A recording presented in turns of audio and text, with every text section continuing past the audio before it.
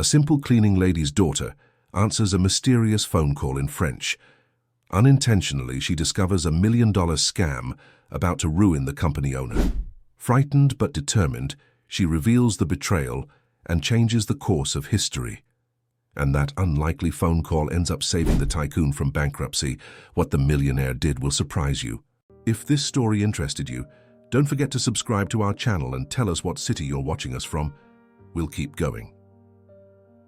A cold December evening settled over Manhattan like a silent blanket, transforming the city's skyline into a glittering spectacle against the darkening sky. Inside the towering Bennett Industries headquarters on the 47th floor, 10-year-old Lily Parker fidgeted with her notebook, waiting for her mother to finish cleaning the last executive office. Catherine Parker had been working as part of the cleaning staff for Bennett Industries for almost 5 years, and occasionally brought Lily along when her usual babysitter cancelled. "Mom, can I explore Mr. Bennett's office?" Lily asked, her intelligent eyes gleaming with curiosity. "I promise I won't touch anything." Catherine sighed, checking her watch. 20 minutes, Lily. Stay where I can see you, and please be careful." Lily nodded eagerly, already slipping into the spacious corner office that belonged to Maxwell Bennett, the company's founder and CEO. Unlike the other executives' sterile spaces, Mr. Bennett's office felt alive with personality.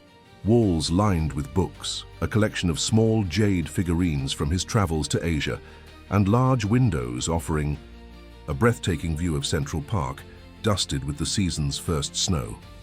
The young girl admired the room, whispering to herself in Mandarin, a language she had taught herself through online courses, library books, and countless hours of watching Chinese television shows. Lily had always possessed an uncanny gift for languages, mastering Mandarin to near fluency without ever setting foot in China. It was her secret talent, one that made her feel special despite their modest circumstances. When the phone rang, Lily jumped. It was after 9 p.m. Who would call this late? Without thinking, she reached for the receiver. "Bennett Industries, Mr. Bennett's office," she answered instinctively. There was a pause on the line, then a gruff voice spoke, in Mandarin. "Who?" "Is this? Where is Bennett?" the male voice demanded. Lily, surprised but composed, responded fluently in Mandarin. "Mr. Bennett has stepped away. May I take a message?" The caller, clearly assuming he was speaking to someone authorized to handle Bennett's affairs, continued in rapid Mandarin. "Tell him the Shanghai transfer is proceeding as planned. The board documents have been altered according to specifications. In 3 days during the emergency board meeting, everything will be finalized. He won't even realize what's happening until the company's ownership has already changed hands." Lily's breath caught in her throat, but she maintained her composure, prompting the caller, "And the contractual amendments? All taken care of. Wilson has manipulated the language so subtly that Bennett won't notice until it's too late. By the time he realizes, his controlling interest will be diluted to nothing. 40 years of building his empire, gone in a single meeting." The man chuckled coldly. "The old man trusts Wilson completely. After all, they've been friends since college. He'll never suspect his most loyal advisor of orchestrating his downfall." Lily's hand trembled as she took mental notes, recognizing the name Wilson, James Wilson, Mr. Bennett's chief advisor whom she had met several times, the kind man who always gave her caramels when she visited. "I understand," she replied, keeping her voice steady. "Anything else I should tell him?" "Just make sure he signs the preliminary documents tomorrow. Wilson will handle the rest. Once Bennett loses control, that cleaning woman he seems so fond of will be the first to go." "What's her name?" "Catherine. Something? Bennett's always been too soft with the staff." Lily's heart raced at the mention of her mother. The caller continued discussing asset transfers, share dilutions, and offshore accounts for several more minutes. Though she didn't understand all the technical terms, she recognized the predatory tone and clear intent. Mr. Bennett was being betrayed by people he trusted, and her mother's job was also at stake. "I'll deliver the message," Lily finally said, ending the call with a shaking hand. She sat frozen for several moments, processing what she'd heard. Mr. Bennett had always been kind to them. Unlike other executives who barely acknowledged the cleaning staff, he knew her mother by name, asked about Lily's studies, and even helped pay for her advanced math program when Catherine couldn't afford it. He didn't deserve this betrayal. "Lily? Who are you talking to?" Catherine appeared at the door, her cleaning cart packed and ready to leave. The girl swallowed hard. "Mom, something bad is happening. I need to tell you something important." In their small apartment in Queens later, that night, Lily explained everything to her mother. Catherine listened with growing concern as her daughter recounted the conversation in remarkable detail, even jotting down names and dates in her school notebook. "Honey, are you absolutely sure about what you heard?" Catherine asked, her forehead creased with worry. "This is a very serious accusation. Mr. Wilson has been with Mr. Bennett forever." "I'm sure, Mom. The man on the phone said they're going to take Mr. Bennett's company away in 3 days. They've changed documents and prepared false papers for him to sign. And they mentioned firing you specifically." Catherine paced their small living room, biting her lower lip. As a single mother who had struggled to provide for Lily since her father abandoned them before she was born, Catherine couldn't afford to lose this job. Bennett Industries paid better than most cleaning positions, offered health insurance, and the flexible hours allowed her to be home when Lily returned from school most days. "Even if you're right, what can we do? We can't just walk into Maxwell, Bennett's office, and tell him his best friend is betraying him. He'd never believe us." Lily's eyes lit up. "But we know where he has breakfast every morning, remember? You told me he always goes to that cafe on Madison Avenue, Hartley's. You've seen him there when you pick up the morning pastries for the break room." Catherine stared at her daughter, amazed by her quick thinking and determination. "You want us to approach one of the richest men in New York at his breakfast table, based on a phone call you overheard?" "We have to try, Mom." Lily clutched her notebook, where she'd written every detail she could remember. "Mr. Bennett has always been nice to us. He deserves to know the truth." Catherine sank onto their worn sofa, weighing their options. If they did nothing, Mr. Bennett would lose his company and she would lose her job. If they spoke up and weren't believed, she could be fired anyway for overstepping boundaries. But something in her daughter's determined expression told her they needed to act. "All right," she finally agreed. "Tomorrow morning we'll try to speak with him. But Lily, promise me you'll let me do the talking initially. This is delicate." Lily nodded solemnly, but inside she knew that only she could explain exactly what she'd heard in Mandarin. That night, while her mother slept fitfully, Lily stayed awake reviewing her notes, practicing how she would explain everything to Mr. Bennett. She had never spoken to him directly before, only smiled shyly when he greeted her. Tomorrow would be different. Tomorrow she would find her voice. As snow continued to fall outside their apartment window, Lily gazed at the distant Manhattan skyline, where Bennett Industries' tower stood illuminated against the night sky. Something told her that the phone call she'd answered would change their lives forever. She just couldn't yet imagine how profound that change would be. The next morning arrived with a fresh dusting of snow across the city. Catherine and Lily, dressed in their best clothes, headed to Hartley's Cafe on Madison Avenue. The upscale establishment buzzed with morning activity. Wall Street types hunched over laptops, ladies in designer coats meeting for breakfast, baristas calling out complicated coffee orders.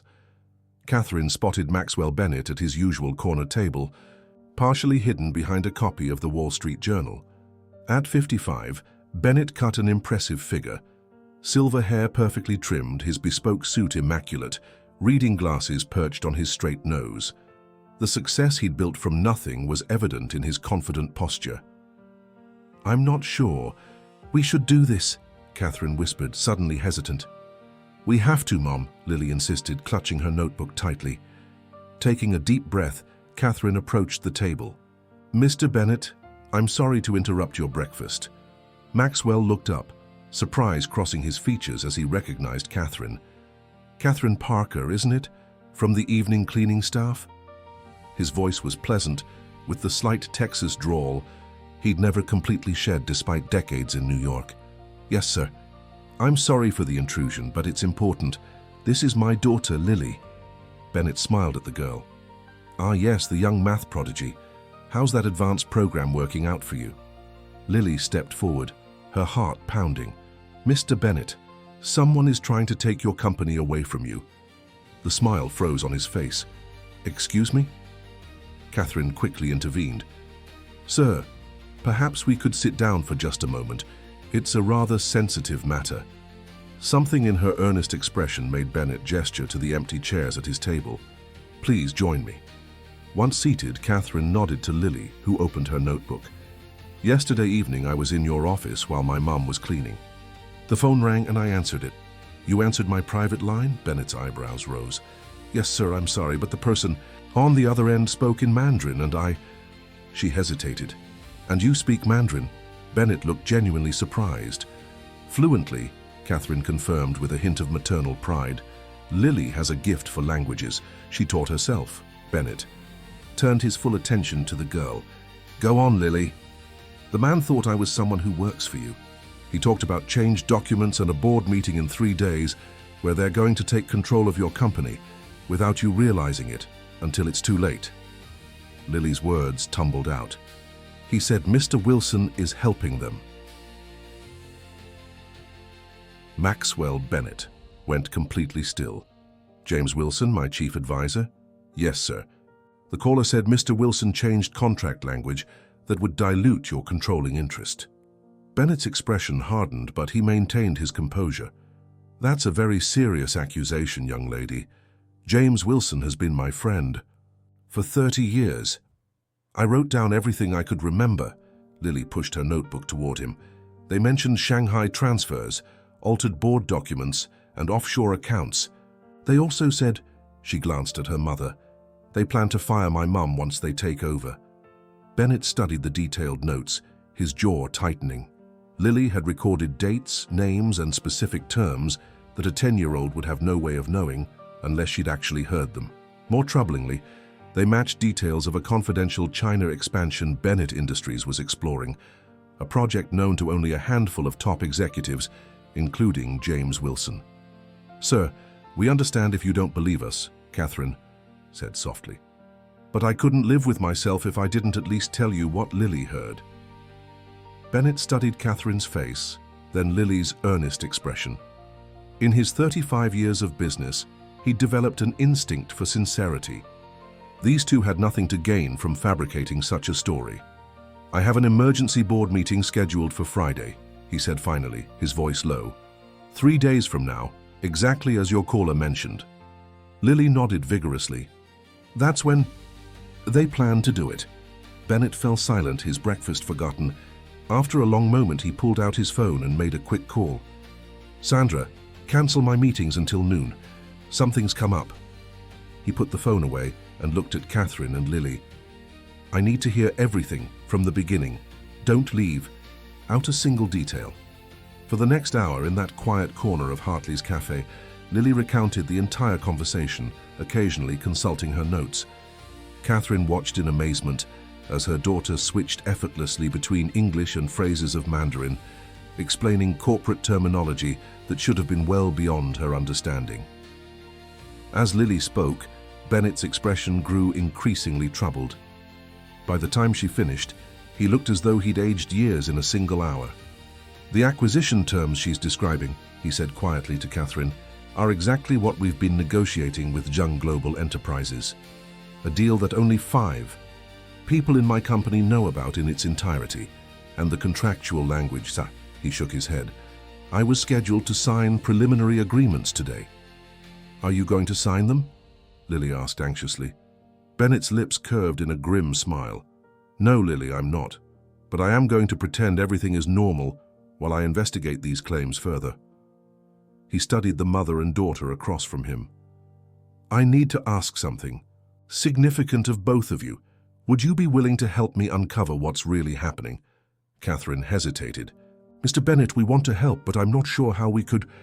Mom, Lily interrupted, her eyes bright with determination. We have to help. It's the right thing to do. Bennett leaned forward. Catherine, you have access to my offices, my conference rooms without arousing suspicion. Lily has already proven she has exceptional hearing and memory. Together you might notice things others wouldn't: unusual meetings, documents left out, conversations overhead. I'm not asking you to spy, merely to be attentive. And report to you directly, Catherine concluded, understanding dawning. Outside normal channels. Exactly. I can't be certain who else might be involved. Bennett's expression darkened. If James is truly behind this, others in my inner circle could be compromised as well. Catherine exchanged a look with Lily, who nodded firmly. We'll help however we can, Mr. Bennett. Thank you. He reached into his jacket and produced a business card. This has my private cell number. Call or text any time, day or night, if you discover anything. As they prepared to leave, Bennett asked one final question. Lily, the caller, did he mention anyone else specifically involved in this plan? Lily thought carefully. He mentioned someone named Vaughn, who was handling legal documents, and a woman called Martinez, who had access to the board materials. Bennett's face paled slightly. Elena Martinez is my executive assistant, and Robert Vaughn is our corporate counsel. He took a deep breath. It seems the circle of betrayal may be wider than I imagined. Outside Hartley's, as they walked toward the subway, Catherine pulled Lily close. Do you understand what we've just done? We've placed ourselves in the middle of a high-stakes corporate battle. This isn't a game, Lily. I know, Mom, Lily replied solemnly. But Mr. Bennett has always been kind to us, and it's wrong what they're doing. Catherine nodded, her mind racing with concerns about their involvement. Yet something about Maxwell Bennett's shocked expression had touched her, the look of a man discovering betrayal from those closest to him. That kind of pain transcended social and economic boundaries. She understood it all too well, having faced her own devastating betrayal when Lily's father abandoned them years ago. We'll be careful, Catherine promised, squeezing her daughter's hand. Very, very careful. That evening, Catherine's cleaning cart moved through the executive floor with its usual efficiency, but her eyes and ears were more attentive than ever before. Lily, permitted to accompany her mother to finish a school project, quietly observed from a small break room adjacent to the main conference area. Neither of them could have anticipated how their lives would intertwine with Maxwell Bennett's, nor the shocking revelations that awaited them in the coming days. The unlikely alliance formed that morning in Hartley's cafe was just the beginning of a journey that would unearth long-buried secrets and ultimately change all their lives forever.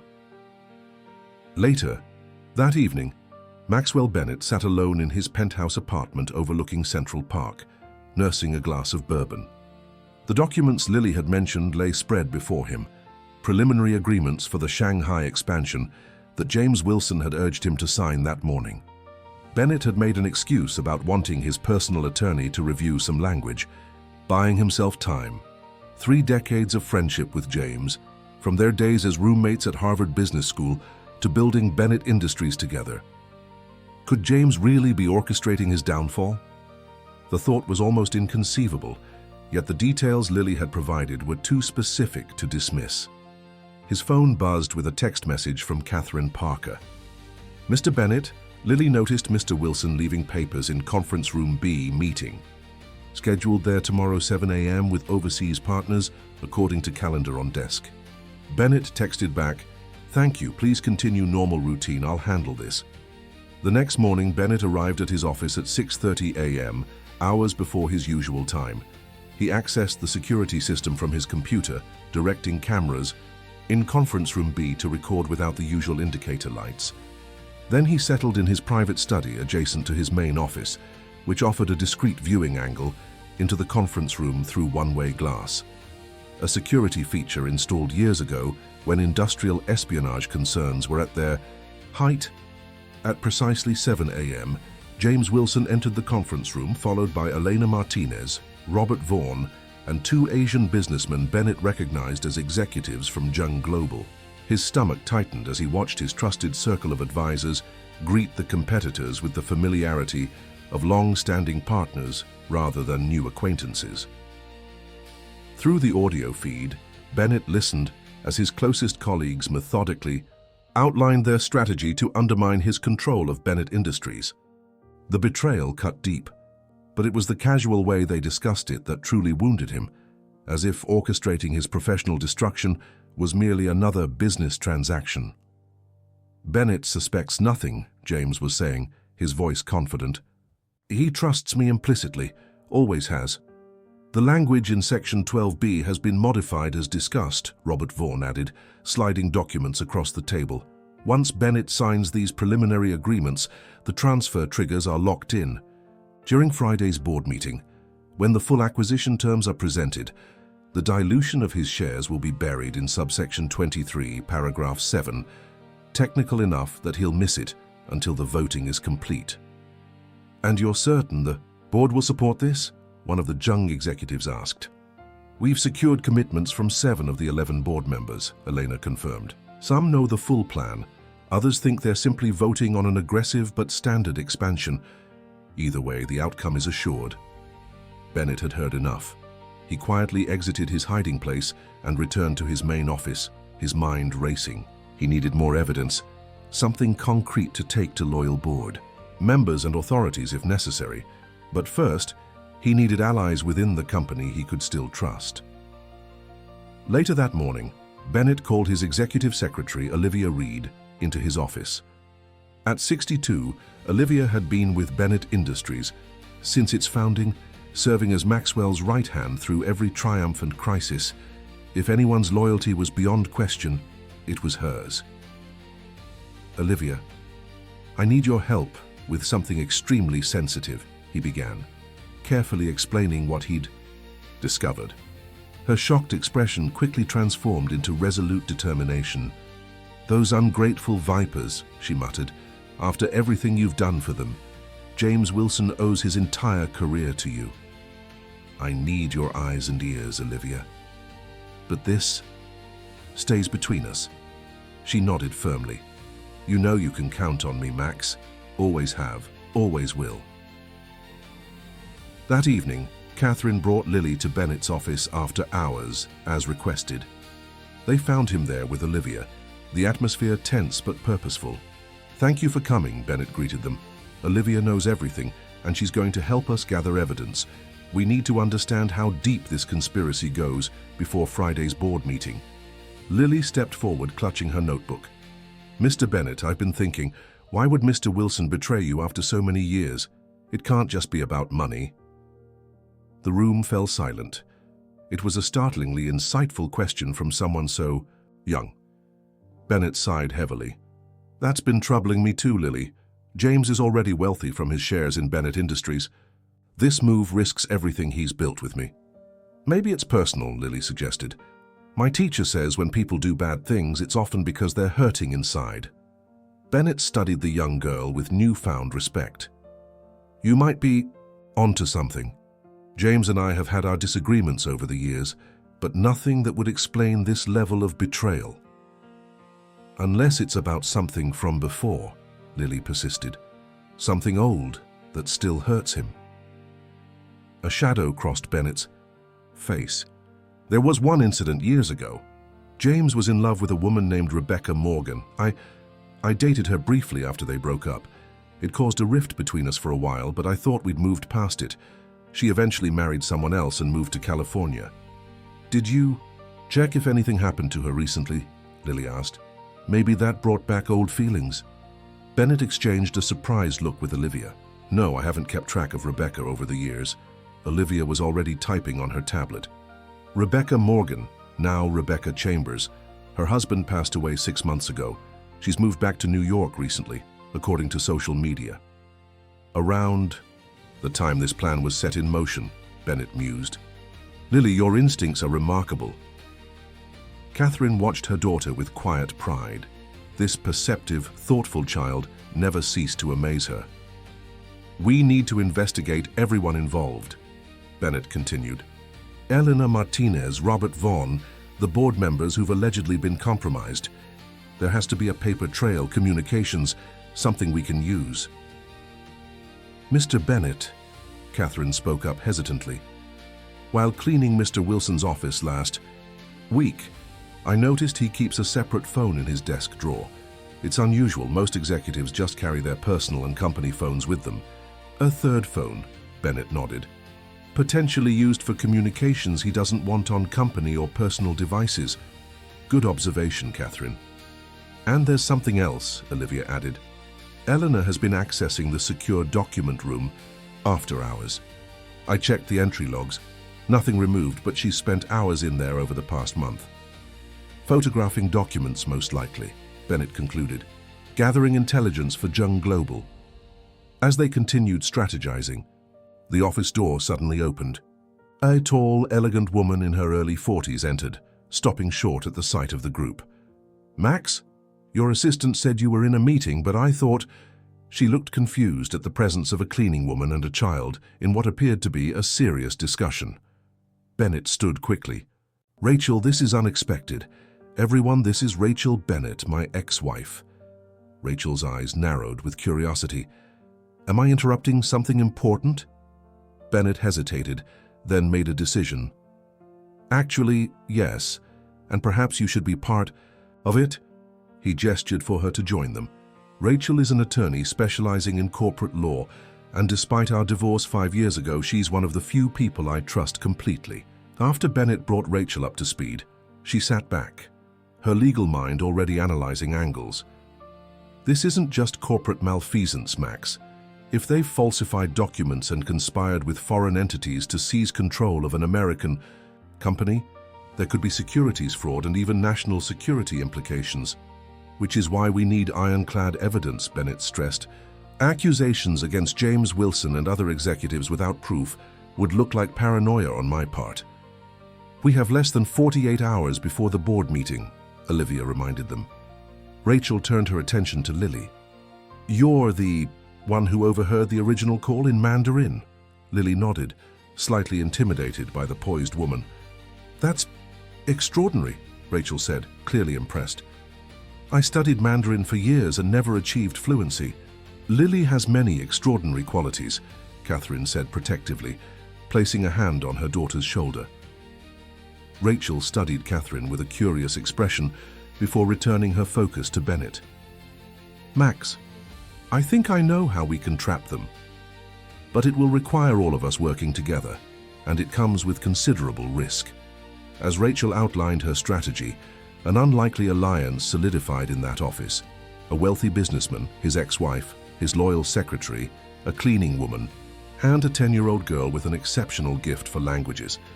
Each brought unique skills and perspectives to the table, united by a common cause, exposing a betrayal that threatened not just Bennett Industries, but the livelihoods of thousands of employees who depended on the company's stability. What none of them realized was that the conspiracy reached even further than they imagined, with tendrils extending into unexpected corners of Bennett's life. And as they worked late into the night, others were watching, including someone who had already anticipated their discovery and was preparing countermeasures to ensure Maxwell Bennett's downfall proceeded exactly as planned. The following morning, their plan began taking shape. Rachel established a temporary command center in an unused executive suite 3 floors below Bennett's office, safely away from Wilson and the others' regular paths. Catherine had cleaned the space thoroughly, removing any trace of their presence after each strategy session. "Here's what we know so far," Rachel began, pinning documents and photos to a large corkboard. "James Wilson is working with Jung Global to orchestrate a hostile takeover disguised as a partnership. Elena Martinez and Robert Vaughn are actively involved. 7 board members may be compromised, either knowingly or through manipulation." Bennett studied the growing evidence wall. "We need to identify which board members are involved and why they've turned against me." "I've been reviewing financial records," Olivia offered, her experience with company archives proving invaluable. 3 board members, Phillips, Greenberg, and Davis, have recently established offshore accounts. Coincidence seems unlikely. "And what about the other 4?" Catherine asked. "That's where it gets interesting," Rachel replied. "I've found nothing suspicious about Watkins, Henderson, or Montgomery. They're longtime supporters of Max. But Thompson—" She pinned a photo of a distinguished older man to the board. "Franklin Thompson has been my friend for 20 years. Bennett protested. "He gave me my first major investment when everyone else passed." And his son works for Jung Global's American subsidiary, Rachel countered gently, appointed 6 months ago to a senior position despite limited qualifications. Bennett's face fell. Buying loyalty through family connections, classic corporate warfare. While the adults discussed strategy, Lily sat quietly in the corner, flipping through a stack of company newsletters and annual reports. Her methodical approach to understanding Bennett Industries impressed Rachel, who occasionally glanced at the focused young girl. "Mr. Bennett," Lily suddenly called out, "did you know Mr. Wilson's daughter got rejected from Stanford last year? It's mentioned in this employee newsletter from April." Bennett frowned. Yes, Amanda was devastated. James had his heart set on her attending his alma mater. "But your donation got the new Stanford Business Leadership Center named after you in March," Lily continued, connecting dots the others had missed. Right before his daughter was rejected, the room fell silent as implications crystallized. "James believes I used my influence against his daughter," Bennett realized, the pieces finally falling into place. "That's absurd. I would never do such a thing." "Perception becomes reality when resentment festers," Rachel observed, especially if he already harbored anger over Rebecca. As morning turned to afternoon, Lily made another discovery while examining office photos on the company website. "Mr. Bennett, who's this man standing with Mr. Wilson at the company picnic? He's not wearing a name badge like the other employees." Bennett examined the photo. "I don't recognize him." Olivia adjusted her glasses. "That's David Chen, supposedly a consultant Wilson brought in for the Shanghai project, but I've never seen any contract for his services in the system." "Chen," Rachel typed rapidly on her laptop. "He's a senior vice president at Jung Global, according to their corporate website.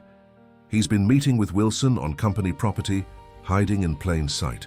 Their investigation continued to uncover layer upon layer of deception. Company funds diverted through fictitious consultancies, board presentations subtly altered, strategic plans leaked to competitors. The conspiracy had been meticulously planned over many months, perhaps years. By evening, the emotional toll on Bennett became visible. He stood at the window, staring out at the city lights, his shoulders slumped. "Max, you should rest," Rachel suggested gently. "We'll continue in the morning." He shook his head. "Every person I thought I could trust has betrayed me. James, Elena, Robert, even Franklin. 35 years building this company, and in 3 days, it could all be gone." "Not if we succeed," Rachel reminded him. "And if we fail, what then?" He turned to face them, his expression haunted. "Thousands of employees depend on Bennett Industries for their livelihoods. Pension funds, healthcare, families supported by what we've built, all at risk because of personal vendettas and greed." Catherine, who had remained largely quiet during their strategy sessions, spoke up. "Mr. Bennett, may I speak frankly?"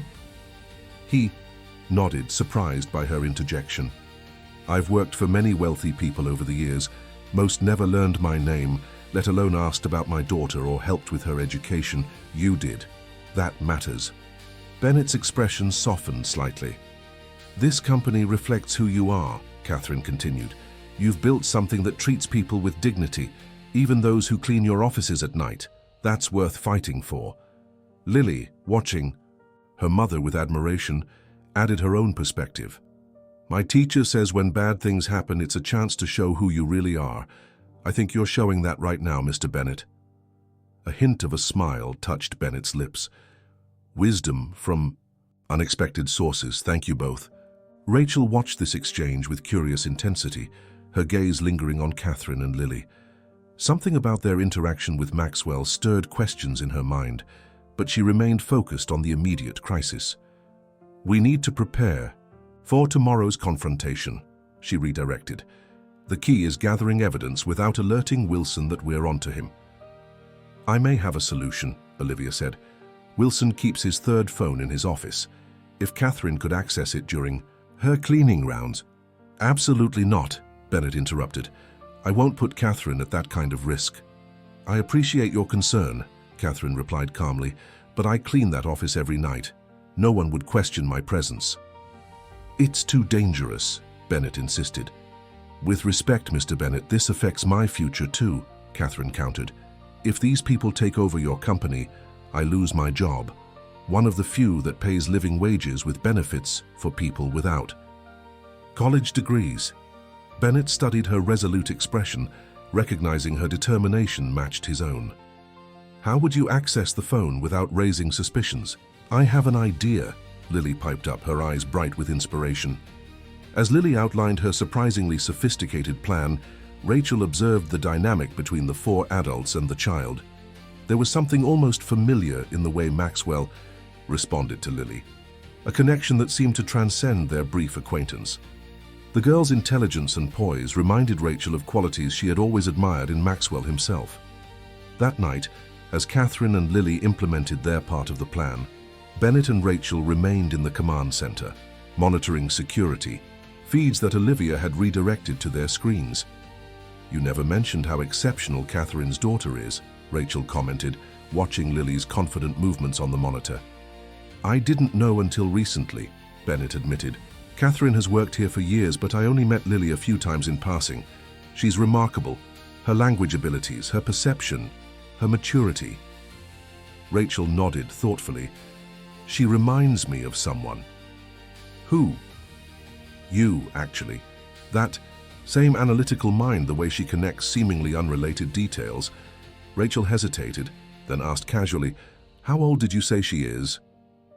10. "Why?" Rachel did not answer directly, her gaze returning to the monitor where Lily was executing her part of the plan, with precision that belied her years. "Just curious." As they watched Catherine successfully retrieve valuable evidence from Wilson's office, neither spoke about the unasked questions hanging in the air between them. But Rachel's mind was working, calculating timelines and possibilities that would soon add another layer of complexity to an already volatile situation.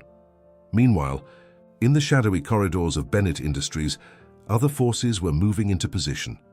The conspiracy against Maxwell Bennett was about to face its first serious challenge. But the conspirators had planned for contingencies, including the possibility of discovery. What none of them had anticipated was the determination of a 10-year-old girl whose exceptional gifts would ultimately unravel even their most carefully guarded secrets. Dawn broke over Manhattan with leaden skies threatening snow. In the temporary command center, Catherine placed Wilson's third phone on the table, successfully cloned thanks to the device Rachel had provided. Olivia immediately connected it to a laptop, her fingers flying over the keyboard as she accessed the encrypted messages. "It's worse than we thought," she announced grimly. "They've been planning this for over a year." Wilson initiated contact with Jung Global 14 months ago, shortly after the Stanford rejection letter arrived for his daughter. Bennett shook his head in disbelief. "A year of deception, right? Under my nose." "There's more," Olivia continued, scrolling through messages. "They've created an entirely separate corporate structure in the Cayman Islands. Once they gain control, Bennett Industries will be stripped of its most valuable assets and intellectual property, then left as an empty shell." "Thousands of people would lose their jobs," Bennett muttered, the full scope of the betrayal sinking. "The board meeting is scheduled for 3 p.m. today," Rachel reminded them. "That gives us 8 hours to prepare our countermove." Lily, who had been studying the messages from Wilson's phone, suddenly straightened. "Mr. Bennett, look at this message from last week. It mentions someone named Sullivan who's supposed to bring final documentation to today's meeting." Bennett frowned. "Thomas Sullivan was my college roommate before James. We haven't spoken in years." "He's coming to the board meeting?" Rachel asked, surprised. "He's not on any official attendee list," Olivia confirmed. Lily continued reading. "It says Sullivan has exactly what we need to ensure Bennett can't interfere even if he discovers our plan." "What does that mean?" An uneasy silence fell over the room. Whatever Wilson and his conspirators had planned, they apparently believed it would neutralize any resistance from Bennett, even if their plot was exposed. "We need to know what Sullivan is bringing," Bennett decided, "and we need to intercept him before he reaches the board meeting." As they finalized their strategy, Rachel pulled Bennett aside. "Max, there's something we need to discuss. About Lily." "What about her?" Rachel hesitated.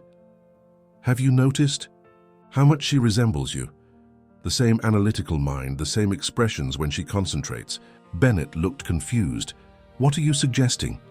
How long has Catherine worked for Bennett Industries? About 5 years, I believe. And Lily is 10. Rachel held his gaze. Max, approximately 11 years ago, we separated briefly during that rough patch in our marriage. You mentioned having a brief relationship during that time. Bennett's face paled as understanding dawned. You think Lily might be... I'm not accusing you of anything, Rachel clarified, but the timing, the resemblance, her extraordinary intelligence, it warrants consideration. Before Bennett could respond, Olivia called them back to the main table. We've identified Sullivan's flight. He lands at LaGuardia at noon. Bennett pushed the disturbing possibility to the back of his mind. Rachel, can you intercept him? Use whatever resources necessary. She nodded. I'll handle Sullivan. You focus on preparing for the board meeting. As noon approached, tension mounted. Catherine and Lily helped organize the evidence they'd gathered, while Bennett rehearsed his presentation to the board. Rachel departed for LaGuardia with 2 trusted security personnel. At 1:30 p.m., Rachel called with alarming news. Sullivan gave us the slip. Airport security footage shows him meeting someone at arrivals. It was Elena Martinez. They left together 20 minutes ago. They're likely headed directly to the board meeting, Bennett realized. We need to move up our timeline. At 2:15 p.m., 45 minutes before the scheduled meeting, Maxwell Bennett entered the main boardroom of Bennett Industries, accompanied by Olivia, Rachel, Catherine, and Lily. Inside, they found James Wilson and Robert Vaughn reviewing documents with Elena Martinez. Thomas Sullivan sat nearby, a leather portfolio on his lap. Several board members had already arrived, including Franklin Thompson. Wilson looked up in surprise. Max, you're early. And you've brought guests? Not guests, James. Witnesses. Bennett's voice was cold as steel. I know about your plot with Jung Global. I know about the falsified documents, the compromised board members, the offshore structures designed to strip this company bare. Wilson's face registered shock, then quickly smoothed into practiced calm. Max, I don't know what you think you've discovered, but you're clearly confused. We're finalizing the Shanghai partnership that you yourself approved. A partnership that would secretly transfer controlling interest away from me through manipulated contract terms, Bennett countered, placing a stack of evidence on the table. Everything is here. The altered board presentations, the secret communications with Jung Global, the offshore accounts established for complicit board members. Franklin Thompson shifted uncomfortably in his seat. Other board members exchanged alarmed glances. Wilson's composure cracked slightly. These are baseless accusations. Where did you get this supposed evidence? From multiple sources, including your own unauthorized third phone. Bennett gestured to Olivia, who projected messages from Wilson's cloned device onto the boardroom screen. For a moment, the room fell into stunned silence. Then Wilson laughed, a cold, confident sound that sent a chill through the room. Even if some of this were true, it's too late, Max. He nodded to Sullivan, who opened his portfolio. Thomas has brought documentation that makes all of this moot. Sullivan extracted a thick legal document. Maxwell, perhaps you remember Rebecca. Morgan? The woman whose heart you broke after stealing her from James? Bennett frowned. That was decades ago. Rebecca married someone else. Yes, Charles Chambers, who recently passed away, Sullivan continued. Before his death, he discovered something interesting. Rebecca had a son shortly after their marriage, a son who, according to DNA testing, is not his biological child, but yours. The room fell silent. Bennett stared at Sullivan in disbelief. Rebecca has filed a paternity suit, Sullivan continued, sliding the documents forward. Once acknowledged, your previously unknown heir will be entitled to a significant portion of your personal holdings in Bennett Industries, holdings that Rebecca, as the boy's guardian, will control until he reaches majority. This is absurd, Bennett protested. I never knew Rebecca was pregnant. She didn't tell you, Wilson interjected, his confidence restored. She came to me first, heartbroken and pregnant. I advised her to marry Charles quickly and keep the child's paternity secret. I've protected her secret all these years, until now, when it serves a greater purpose."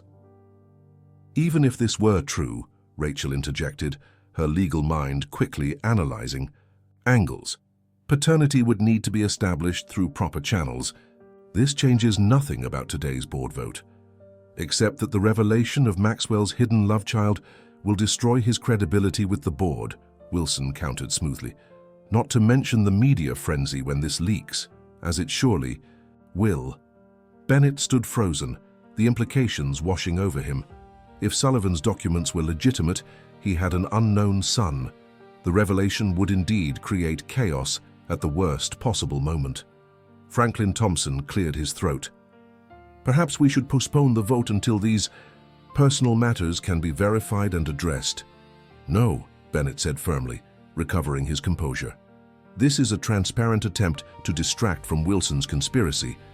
The board will hear the evidence and vote today as scheduled." Wilson's confident smile didn't waver. "By all means, present your evidence. But understand that by tomorrow the headlines won't be about corporate maneuvers.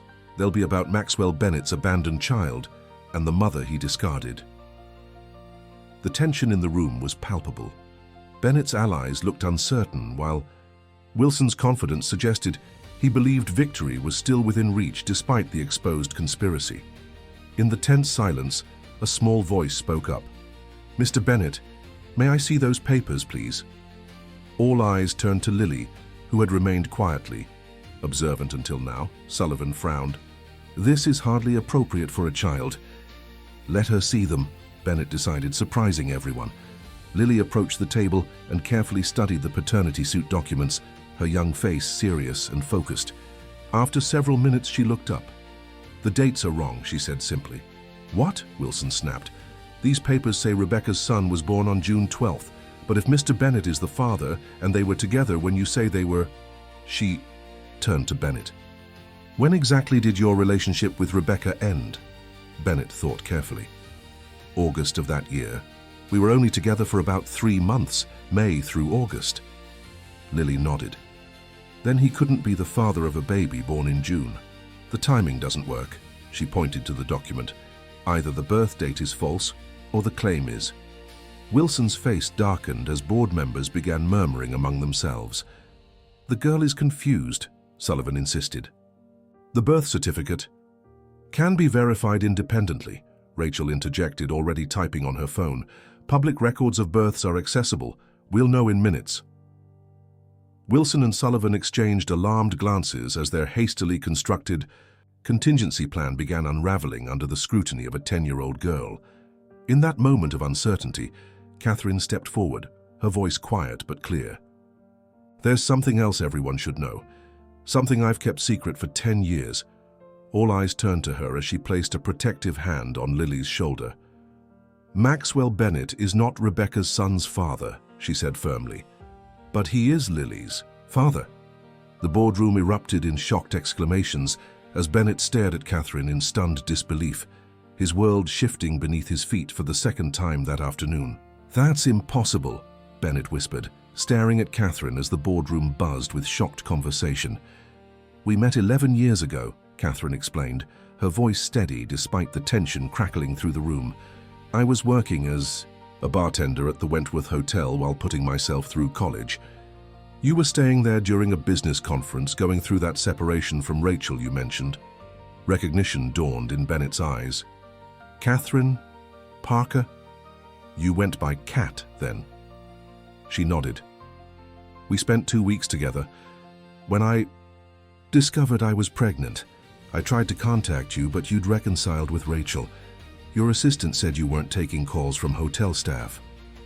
She squared her shoulders. "I decided to raise Lily on my own. You've been working in my building for 5 years and never said anything." Bennett's voice held wonder rather than accusation. "I needed the job, the stability. I never intended to disrupt your life or make claims." Catherine's gaze was direct, dignified. "But I won't stand by while these people use false paternity claims to destroy what you've built." Wilson had recovered his composure. his calculating mind already adapting to this unexpected development. How convenient. A cleaning woman suddenly claims her precocious daughter is Bennett's heir. Surely the board won't take this seriously. Without proof. "I've never asked for anything from Mr. Bennett," Catherine replied calmly, "and I'm not asking now. I'm simply stating facts." Rachel had been watching the exchange with an inscrutable expression. Now she turned to Lily. "You didn't know until now, did you?" Lily shook her head, her eyes wide as she processed this revelation about her origins. "Mom always said my father was someone special who couldn't be part of our lives. I never imagined—" She looked up at Bennett with new eyes, searching his face for similarities to her own.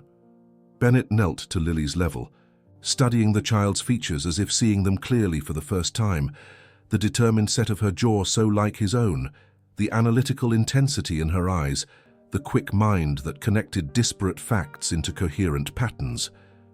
"I see it. And now," he said softly, "how did I not notice before?" "This is all very touching," Wilson interrupted sarcastically, "but it changes nothing about today's vote. If anything, it only confirms Bennett's pattern of irresponsibility." Franklin Thompson, who had been watching the scene unfold with growing discomfort, finally spoke. "Actually, James, I think it changes everything." He turned to his fellow board members. "I was prepared to vote for this Shanghai deal because you assured me it was in the company's best interests. Now I learn you've been manipulating us, hiding the true impact on American jobs, creating offshore structures to strip the company's assets." Other board members nodded in agreement, their expressions hardening as they realized how they'd been used. Wilson's confident facade cracked further. "The deal remains financially sound regardless of my methods. Bennett Industries needs this capital infusion. What it needs is integrity," Thompson countered, "something you've clearly abandoned." As the board's mood visibly shifted, Sullivan gathered his discredited documents, sensing the tide turning. Elena Martinez edged toward the door, her loyalty to the conspiracy evaporating as its collapse seemed imminent. Wilson made one final desperate play. "Consider your own interests, Franklin. Your son's position at Jung Global was secured through manipulation, yes," Thompson finished. "Another fact I'll need to address with him. But right now, I'm more concerned with doing what's right for this company and its employees." Bennett, still processing the revelation about Lily, nevertheless recognized the critical moment at hand. He stood and addressed the board with renewed conviction. "Ladies and gentlemen, you've seen the evidence of conspiracy. You've witnessed desperate attempts to distract from that evidence. Now you must decide, will Bennett Industries continue as the company we've built together, or will you allow it to be dismantled for the benefit of a few at the expense of many?" The vote, when it came, was decisive. The Shanghai deal, as structured, was rejected unanimously, with even Wilson's previous allies abandoning him in the face of such blatant manipulation. A motion to remove Wilson, Vaughn, and Martinez from their positions passed with similar unity. As security escorted the disgraced executives from the boardroom, Wilson paused beside Bennett. "This isn't over, Max. There are others involved. People you haven't identified yet. They'll finish what I started." "They're welcome to try," Bennett replied evenly. "But they'll fail, just as you have." After the board dispersed, Bennett found himself alone with Rachel, Catherine, and Lily in the suddenly quiet boardroom. The atmosphere was charged with unspoken questions and emotions too complex to immediately process. Rachel broke the silence. "I had my suspicions when I saw you together. Lily has your analytical mind, Max, and your stubbornness." There was no bitterness in her tone, only a contemplative acceptance. "Rachel, I never knew," Bennett began. She raised a hand to stop him. "I know. Just as I know we separated during that period, precisely because you needed space to figure out what you wanted." She smiled faintly. It seems the universe had plans of its own.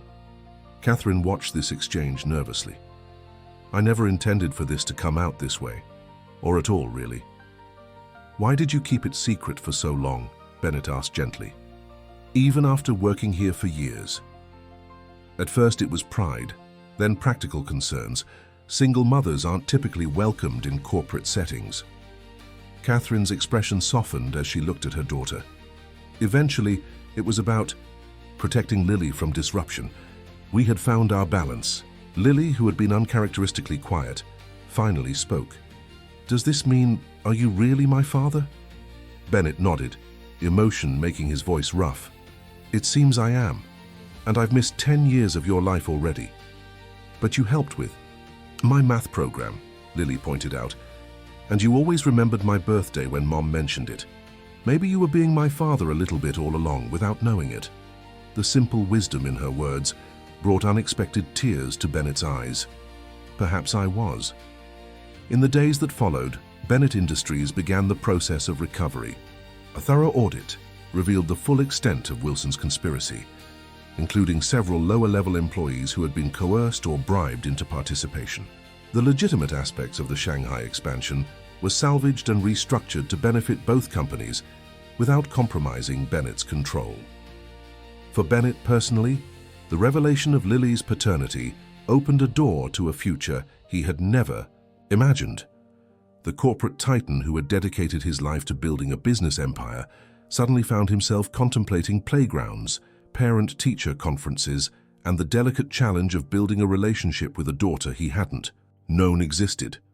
Catherine maintained her characteristic practicality throughout. "Lily's well-being comes first," she insisted during their initial discussions about the future. "Any changes to our lives need to happen gradually, with her best interests at heart."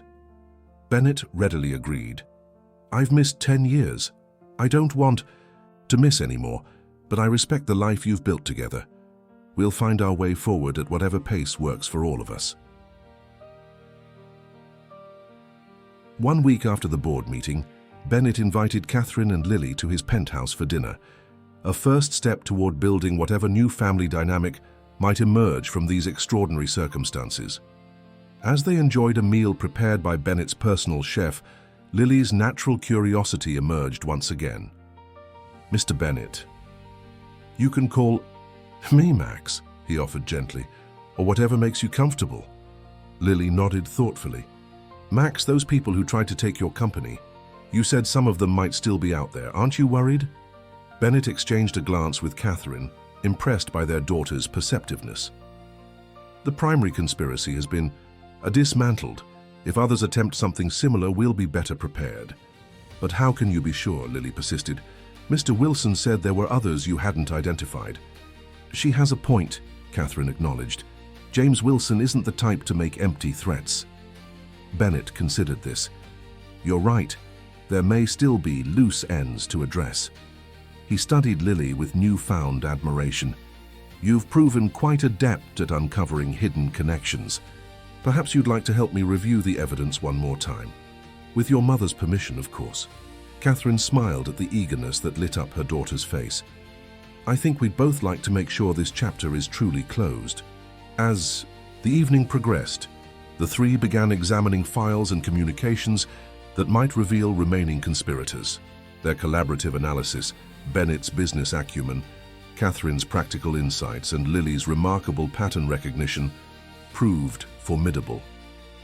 By midnight, they had identified 2 additional board members with questionable connections to Jung Global, a vice president who had been suspiciously promoted during Wilson's machinations, and potentially compromising financial arrangements that required further investigation.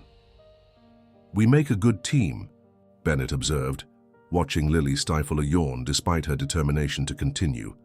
Catherine nodded in agreement, a tentative warmth in her expression that hadn't been there before.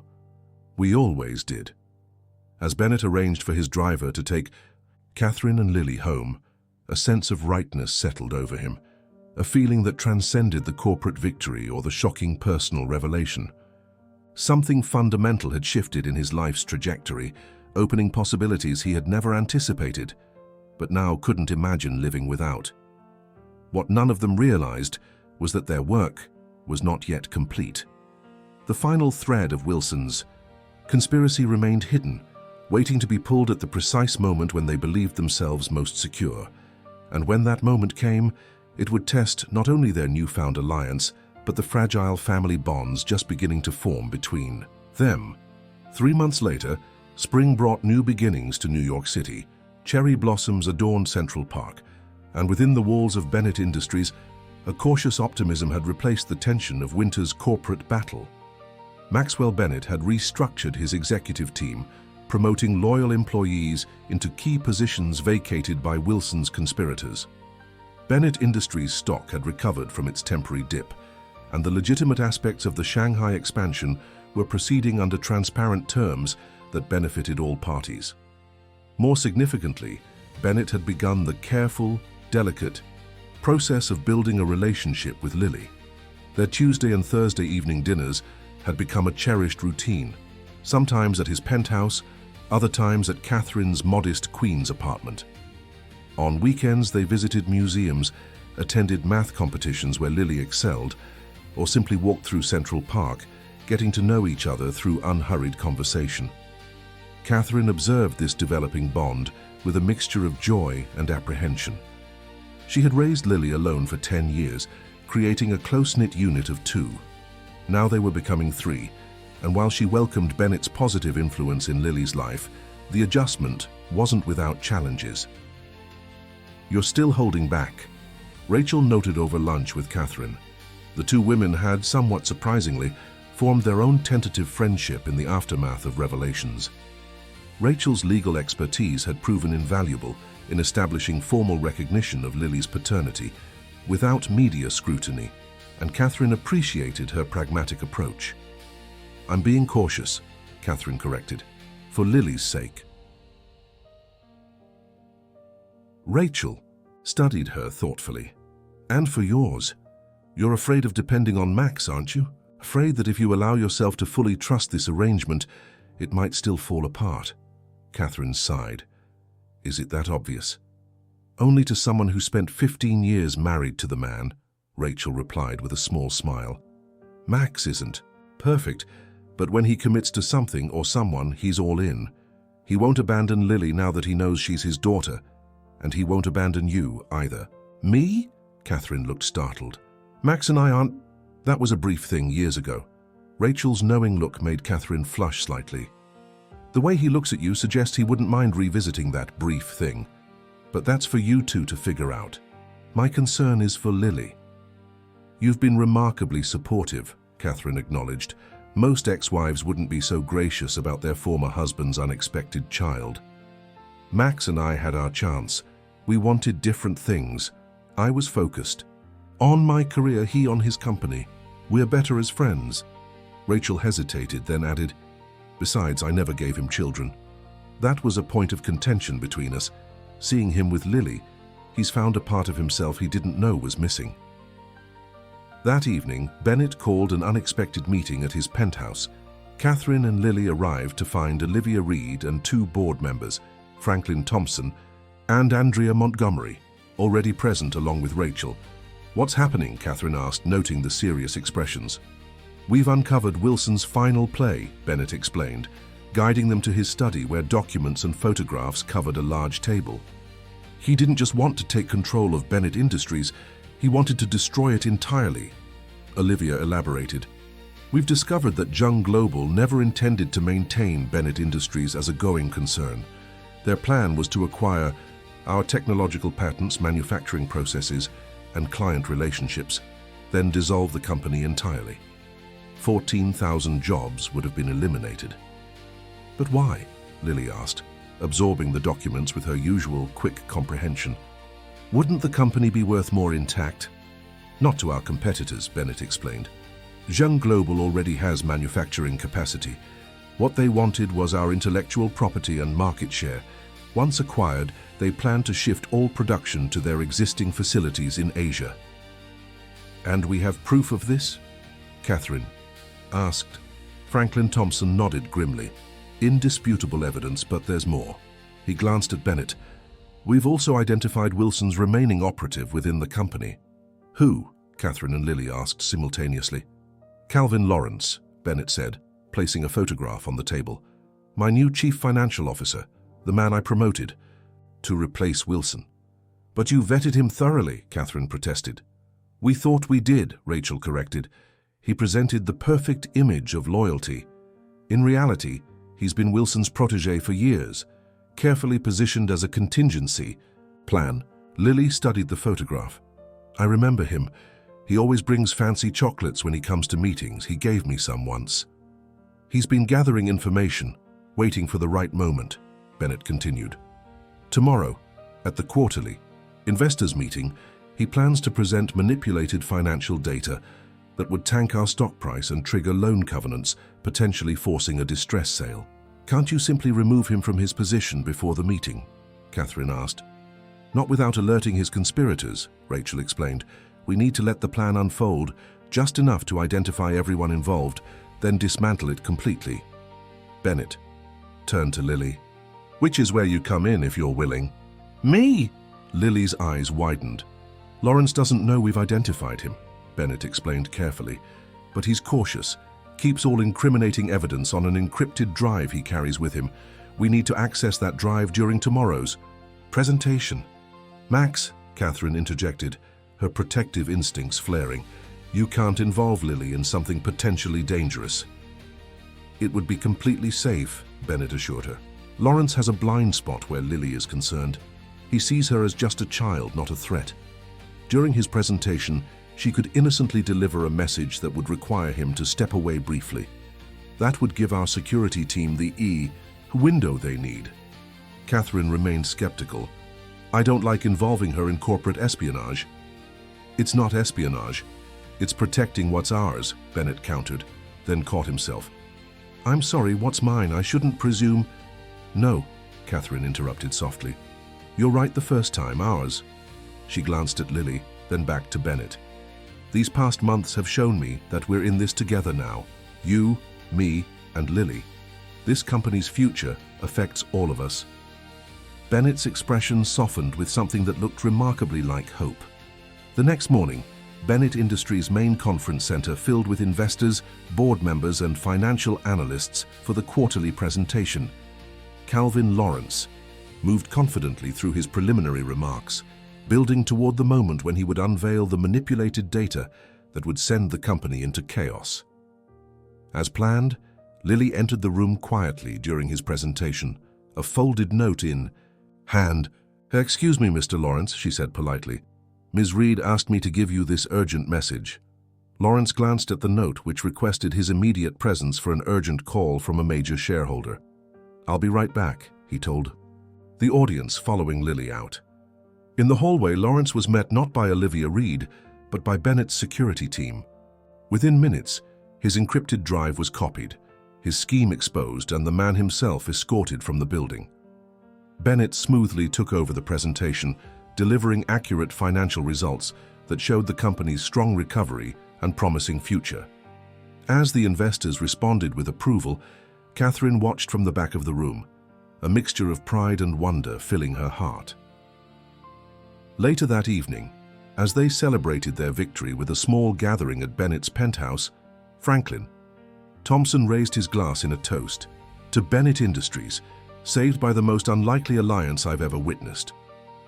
And to new beginnings, Rachel added, her gaze moving meaningfully between Catherine and Maxwell. As conversations flowed around them, Bennett led Catherine to the terrace overlooking the city lights. I've been thinking about the future, he began. That's a very CEO thing to say, Catherine teased gently. He smiled. Not the company's future. Ours. Catherine's breath caught. Max. These past months have shown me what I've been missing, he continued. Not just Lily, though discovering I have a daughter has been extraordinary, but you, Catherine. Your strength, your integrity, your unwavering commitment to doing what's right. We come from different worlds, she reminded him, though her tone lacked conviction. Worlds that have collided rather spectacularly, he countered. I'm not proposing anything specific yet. I just want you to know that I see a future where we continue building something together, not just for Lily's sake, but for our own. Before Catherine could respond, Lily joined them on the terrace. Are you two having a serious conversation? You look serious. Bennett laughed, the tension breaking. Just discussing possibilities. Good possibilities or complicated possibilities? Lily asked perceptively. Both, Catherine admitted, the best kind. Lily nodded sagely. I've been thinking too, about everything that's happened since that night I answered the phone. It wasn't just coincidence, was it? That I was there, that I speak Mandarin, that it led us to find out you're my father. Bennett considered this. Some might call it fate, others a remarkable series of unlikely events. I think it was part of a bigger plan, Lily stated with the certainty only a child could muster. Something meant to bring us together. Catherine smiled at her daughter's philosophical turn. Whatever brought us here, I'm grateful for it. 6. Months later, as summer gave way to fall, Catherine and Lily moved from their Queens apartment into a spacious brownstone in Brooklyn that Bennett had purchased. The arrangement reflected their evolving relationship, maintaining separate residences within the same building as they navigated their new family dynamic. Bennett had reorganized his professional life to allow for regular family dinners, weekend outings, and involvement in Lily's education. The girl who had once been an unknown daughter was now the center of a loving family circle that included not only Catherine and Maxwell, but also Rachel, Olivia, and others who had stood with them through crisis. Bennett Industries thrived under more transparent, ethical leadership. Catherine, encouraged by both Bennett and Rachel, returned to complete her long-deferred college education, discovering a talent for organizational psychology that proved valuable to the company's reformed corporate culture. One crisp October evening, almost exactly a year after Lily had answered that fateful phone call, the three of them sat in the garden of their brownstone. Lily was explaining her latest mathematical discovery with characteristic enthusiasm, while Catherine and Maxwell exchanged fond glances over her head. You know, Bennett mused during a pause in Lily's explanation, most people spend their lives building something, a career, a company, wealth, thinking that's what matters most. I certainly did. And now? Catherine prompted. He smiled, taking her hand in his while resting his other hand on Lily's shoulder. Now I understand that what we build means nothing without people to share it with. Family isn't just biological connection, it's choice, commitment, showing up every day for each other. Even when it's complicated, Lily asked with the directness of youth. Especially then, Bennett confirmed, the most valuable things in life usually are. As twilight deepened around them, Maxwell Bennett reflected on the extraordinary journey that had brought them to this moment. A corporate titan humbled, a single mother vindicated, a remarkable child who had united them through her courage and perception. The conspiracy that had threatened everything he'd built had ultimately given him something far more precious, a second chance at genuine connection, at family, at love.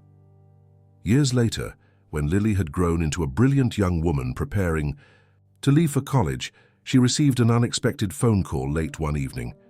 On the other end was another child, frightened but determined, who had witnessed something troubling in her own family's business. Without hesitation, Lily responded as her mother and father had taught her, with courage, compassion, and unwavering commitment to truth. As she helped guide this stranger through their own moment of crisis, Lily understood that the legacy of that cold winter night, when she answered a phone in Mandarin, was not just the family she had gained, but the responsibility to extend the same courage to others. What had begun as a single moment of accidental bravery had blossomed into a lifelong commitment to standing up for what was right, no matter the cost. And in that continuity, that passing of courage and conviction from one generation to the next, the true victory of their unlikely alliance was